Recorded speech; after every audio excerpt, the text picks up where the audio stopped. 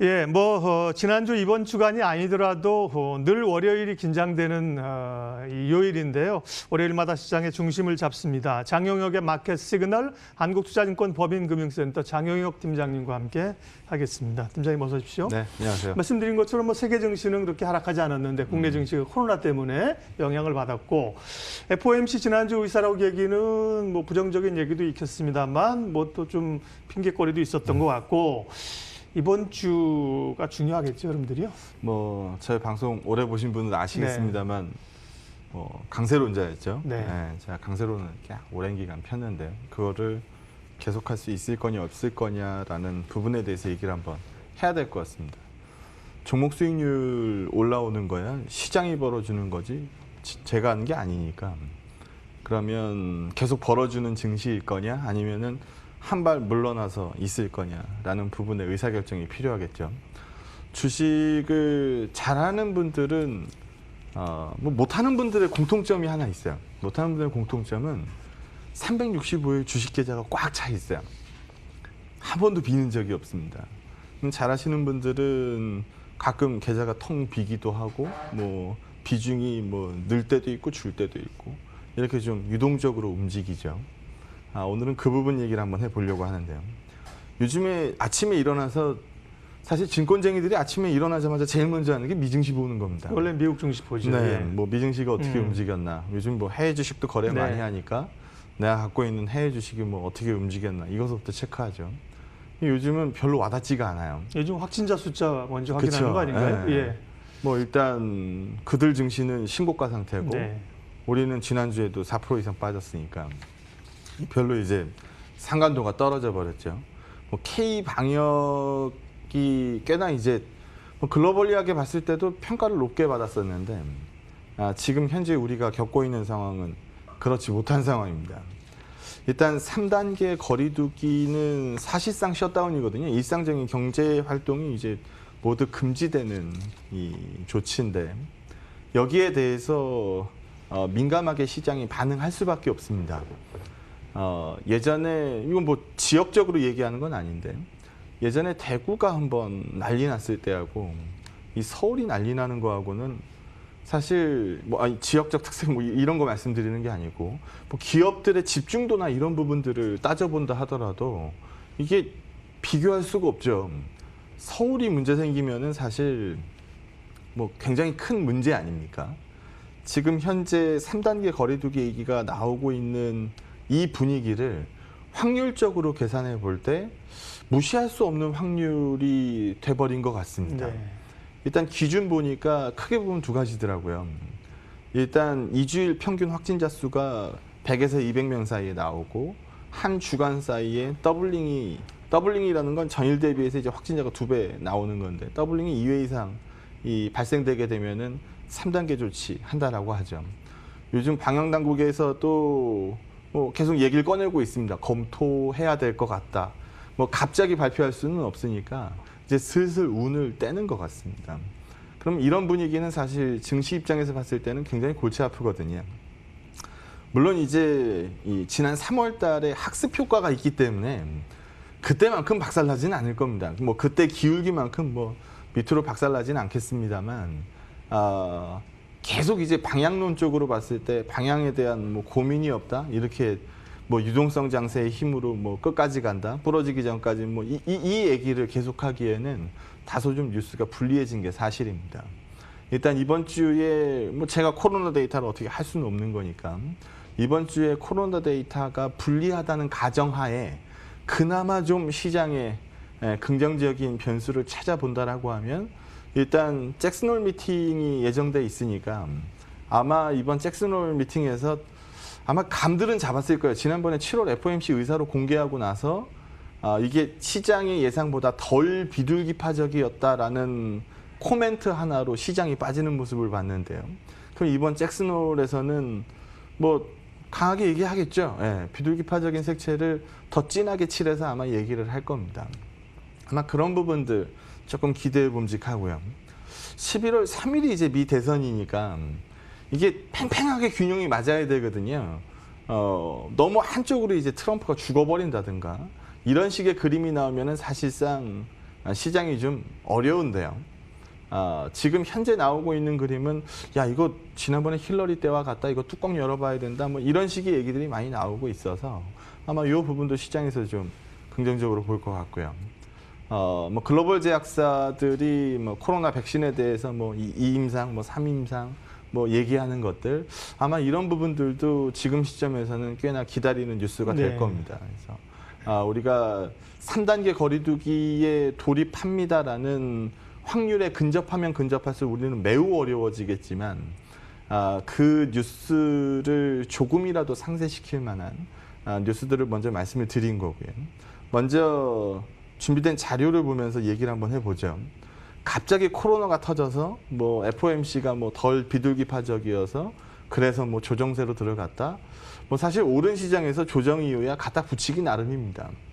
귀에 걸면 귀걸이고 코에 걸면 코걸이이기 마련인데 지금은 사실 이 코로나 얘기를 이거 그냥 귀걸이야 라고 그냥 뭐 폄하하기에도 조금 어려운 시점인 건 맞습니다. 그래서 제가 방향론적으로 봤을 때 굉장히 강세론자였는데 지금 그 시각의 사이즈를 좀 줄여야 될 것 같은 이 이유들을 설명을 해드리도록 하죠.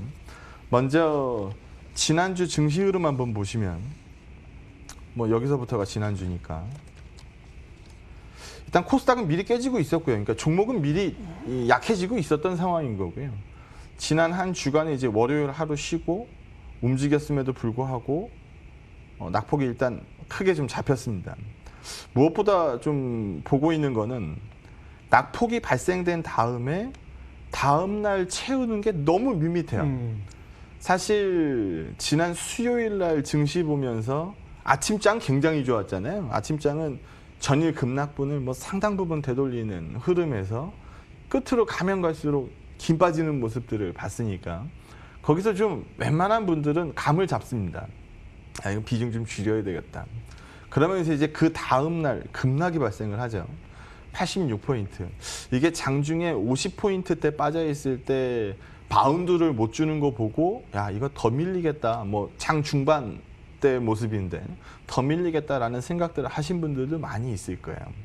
그리고 나서 지난 금요일 뭐 결론적으로 봤을 때는 30회 오른 걸로 보입니다만 장 초반에 어땠어요? 이게 10포인트 때까지 줄었거든요. 그러니까 빠지는 건 크게 빠지고 튀어 오르는 게 밋밋하게 나오다 보니까 이게 전형적으로 시장이 좀 약해질 때 나오는 모습입니다. 예전에 제가 방송에서 이렇게 한번 얘기한 적이 있는데 잘 되는 시장은 뭐냐? 이 득점은 손쉽게 하고 뭐 실점 뭐 잘 막아놓는 거. 안 되는 시장의 이 공통적인 특징은 뭐냐? 죽을둥 살둥 득점 하나 하고 실점은 어이없이 하는 거. 예. 이게 되는 시장과 안 되는 시장의 차이거든요. 근데 전형적으로 지난주에 보면은 죽을둥 살둥 뭐 그냥 조금 올라오고 빠지는 거는 그냥 뭉텅이로 빠져버리거든요. 그래서 이런 그림들의 흐름이면은 사실상 탄성이 많이 약해졌다고 볼 수 있습니다. 종목이 이미 깨지고 있었다라는 부분은 코스닥에서 증명이 되기 때문에 이제까지는 방향론적으로 고민이 없으니까 일단 밀고 가 보시죠 라는 쪽으로 말씀을 많이 드렸다라고 한다면 지금은 일단 뭐 언택트라든지 뭐 바이오라든지 뭐 이런 부분으로 좀 더 쏠릴 수밖에 없고요.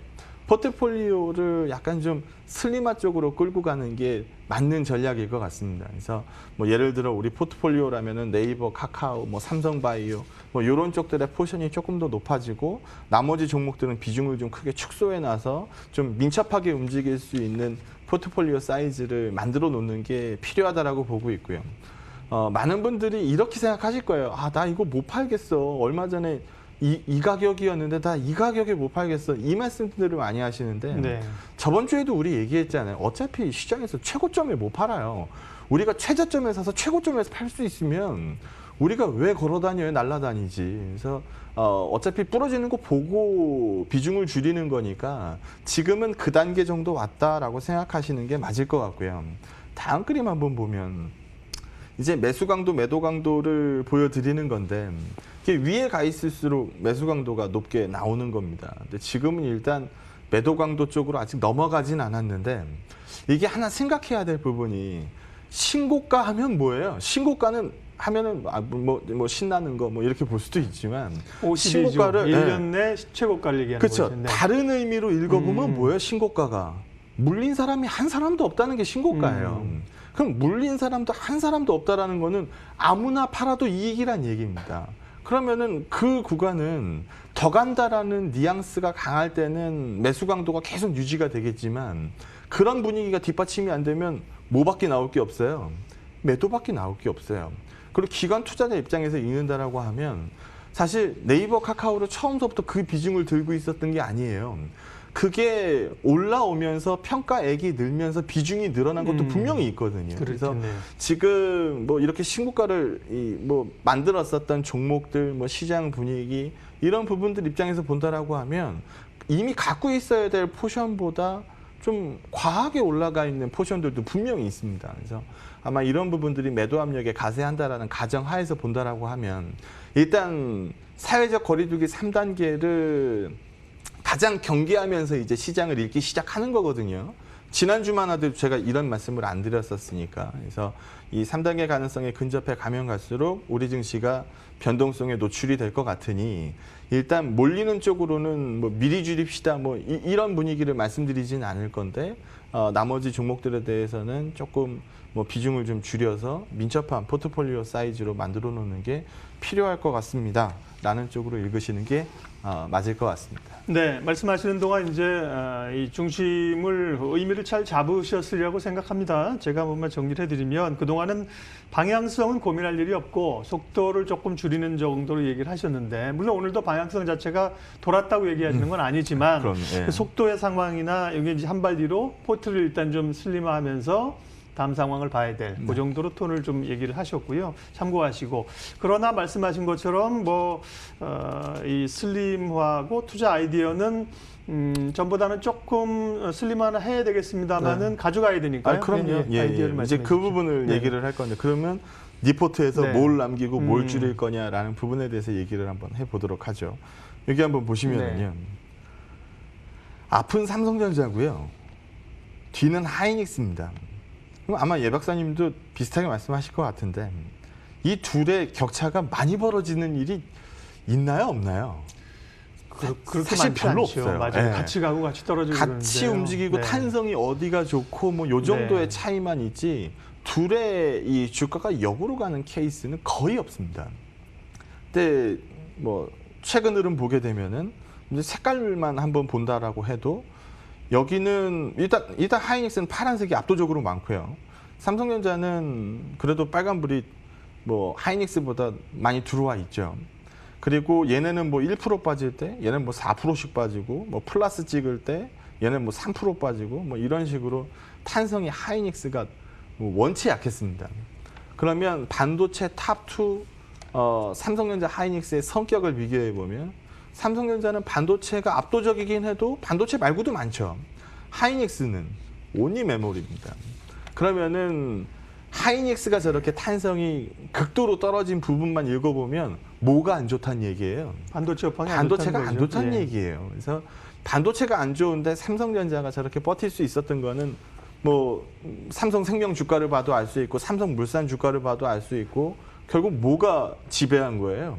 지배구조 이슈가 이 지배를 한 거죠. 근데 우리 지난주에도 지배구조 이슈 얘기 한번 했는데 삼성생명이 3% 룰에 걸려서 갖고 있는 삼성전자 지분을 판다. 그럼 이거 누가 살 거냐? 삼성물산이 살 것 같다. 삼성물산이 그러면 그 돈이 다 있냐? 아니 그 돈 다 없다. 그럼 뭐 할 거냐? 삼성바이오 팔아서 삼성 뭐 전자 지분 추가로 받아서 네. 뭐 추가적인 지배구조 그림 만들 것 같다. 이 그림이었는데. 근데 또 가만히 생각해 보면 과연 얘네가 그럼 삼성물산 주가 팔아서 삼성전자 지분을 받을 수 있겠느냐? 그러면 바이오 팔아서. 네. 당장 이거 하면은 시장에서 뭐라 그럴까요?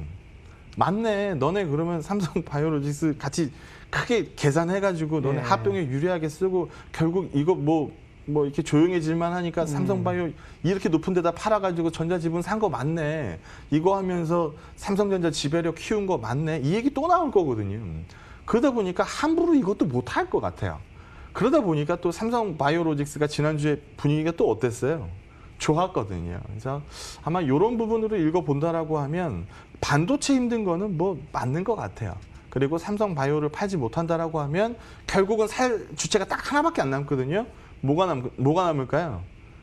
삼성전자 자사주가 사는 거죠.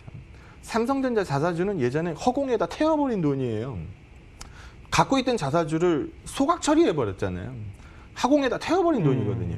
근데 이번에 또 자사주가 받는다. 전자가 받아서. 네. 네. 그러면 어떻게 될까요? 삼성전자의 주당 순이익은 올라오거든요. 네, 네. 아마 그 부분으로 읽는 게 맞을 것 같습니다. 그래서 화웨이 얘기들 많이 하시는데 물론 하이닉스한테 굉장히 불리한 이슈인 건 맞아요. 왜냐하면 하이닉스가 이 화웨이의 매출 비중이 뭐 11%가 넘어가니까 지금 화웨이 사실 뭐 옆집 얘기기는 합니다만 미국이 좀 세게 잡잖아요. 지난 5월 달인가요? 그때 1단계 제재안에서 뭐라 그랬어요? 화웨이의 반도체를 공급하는 업체는 미국에 허가받아라. 사실 이것도 말도 안 되는 건데 뭐 밀어붙이니까 됐죠. 일단 2단계 때는 무슨 얘기 나왔어요? 화웨이가 설계한 반도체에 미국 기술을 쓸 수 없다. 근데 이번에 3단계는 뭐 나왔어요? 화웨이가 설계한이란 문구 자체가 빠져버렸어요. 그럼 화웨이로 들어가는 반도체 공급선 자체를 아예 끊어버린 거거든요.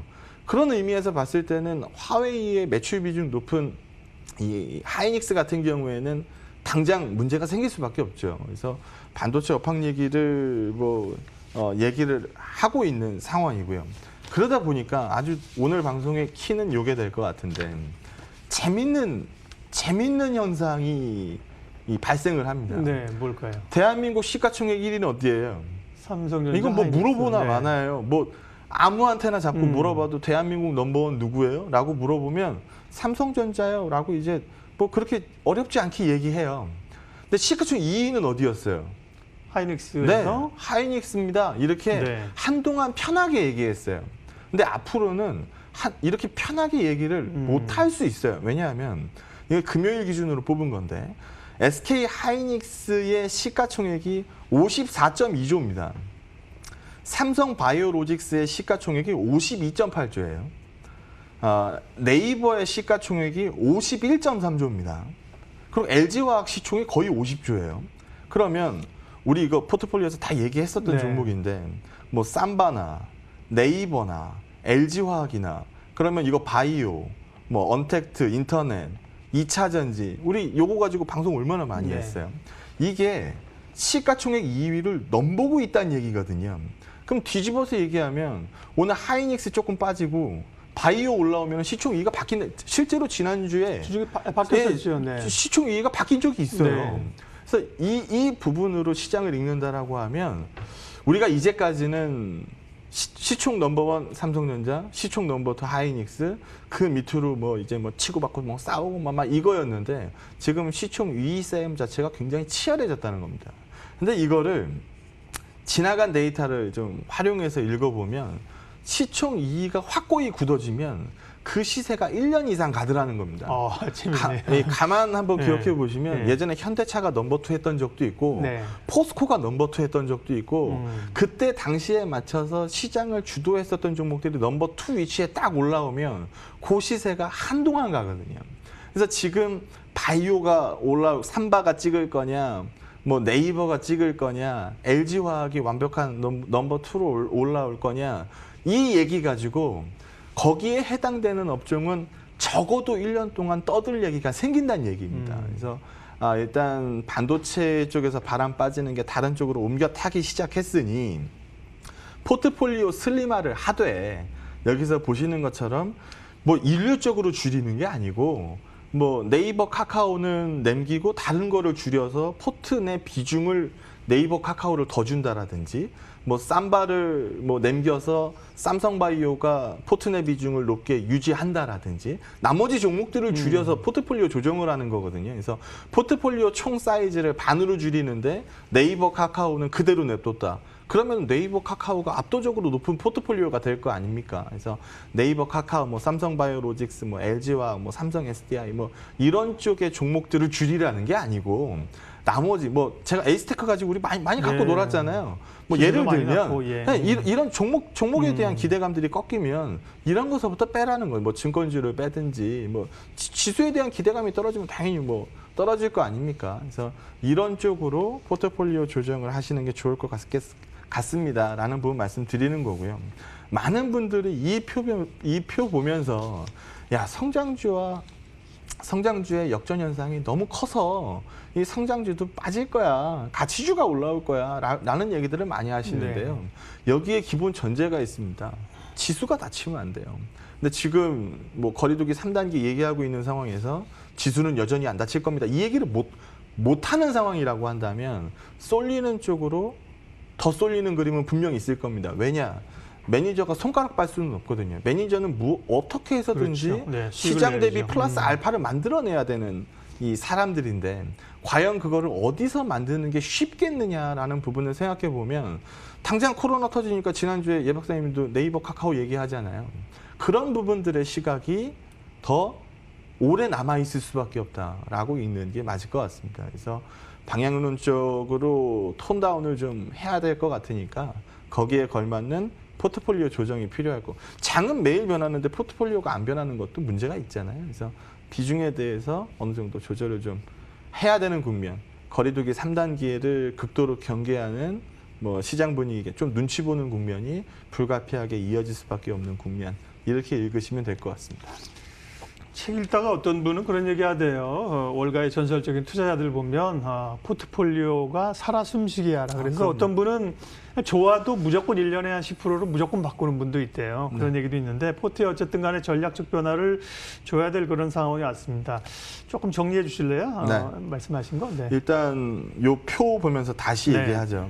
우리가 시장에서 소위 주도주라고 얘기했었던 애들이 시총 탑에 그대로 위치하고 있습니다. 삼바, 네이버, LG와 그 밑으로 가면은 뭐 요즘에 뭐 현대차까지 오를 정도였으니까 뭐 카카오, 뭐 SDI, 물산도 요즘 올랐고요. 뭐 모비스도 많이 올랐고 NC 뭐 이런 것들 네. 얼마나 많이 올랐습니까? 이런 부분들 소위 말해서 우리가 주도주라고 얘기했었던 종목들입니다. 이게 부러져야 시장이 끝납니다. 만약에 이것까지 시장에서 부러지기 시작한다? 그럼 비중 안 갖고 있어도 좋습니다. 근데 그런 그림 아니라고 한다면 부러진 시장으로 읽지는 않죠. 하지만 탄성이 떨어진 시장에 100% 비중을 투자해서 들고 있는다? 이거는 맞는 전략 같지는 않습니다. 그래서 제 말씀 이해되셨으리라 뭐 판단하니까 비중을 좀 주식 비중 자체를 좀 줄인다라는 쪽으로 읽어가시는 게 아마 좀 거리두기 3단계를 경계하는 입장에서 쳐다보는 포트폴리오 전략에 맞지 않을까라고 판단합니다. 장영혁의 마켓 시그널 한국투자증권 법인금융센터 장영혁 팀장님과 함께 또 까다로워지는 시장에 대한 전략들, 고민들 함께 해봤습니다. 고맙습니다. 네, 팀장님. 고맙습니다.